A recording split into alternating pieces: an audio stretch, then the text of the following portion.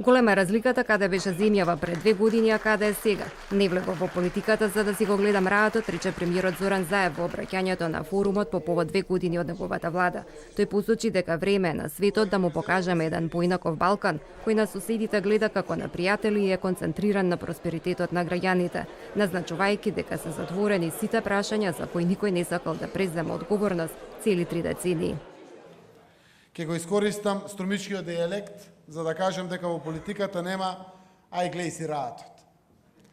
Јас не влегов во политика за да си го гледам раатот. За неполни 2 години ги решивме сите отворени прашања со нашите соседи. Наша одговорност беше да го решиме отвореното прашање кое загрозуваше иднината на нашата земја. Ја презедовме одговорност да го решивме спорот, постигнавме договор со Грција. Предходно засукавме ракави и го решивме и повеќе од деценија спорот со нашата пријателска Република Бугарија. Вице-премиерката и министар за одбрана Радмила Шекеринска кажа дека после 2 години по формирањето на владата и нејзините членови и државата во целина успеале да ја одиграат улогата на гейм ченџер и дека направила правилна и вистинска проценка.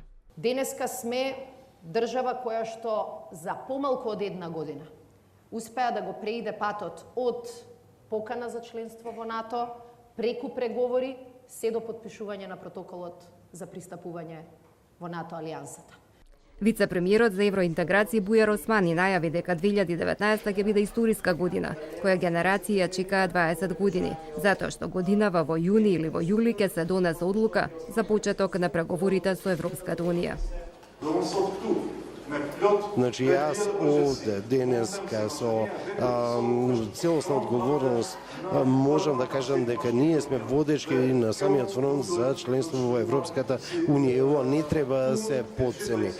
Вице-премиерот за економски прашања Кочо Андјушев оцени дека годинава ќе биде една од најуспешните години. Реалната економија е таа која што го направи овој раст и кој што очекуваме во иднината да го направи. Ние како држава ја имаме улогата не да бидеме нивни партнери, не да се мешаме, не да бидеме главни економски носители во државата. Ние треба да создадеме клима како реалната економија да расте, како што е во секое демократско општество и да таа не биде виртуелна економија. Министерот за внатрешни работи Оливер Спасовски посочи дека целта на спроведените реформи е да се врати довербата на граѓаните во институциите. Нашата определба е граѓаните да бидат заштитени и ослободени од притисок, а не контролирани и уценувани.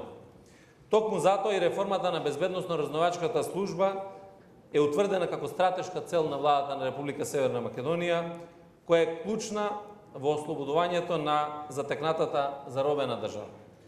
Премиерот Зоран Заев на денешната трибина рече дека реконструкција за жените во владата нема да има, затоа што се малку. Не треба да се плаша дека ќе ги фати реконструкција, оти малку не се.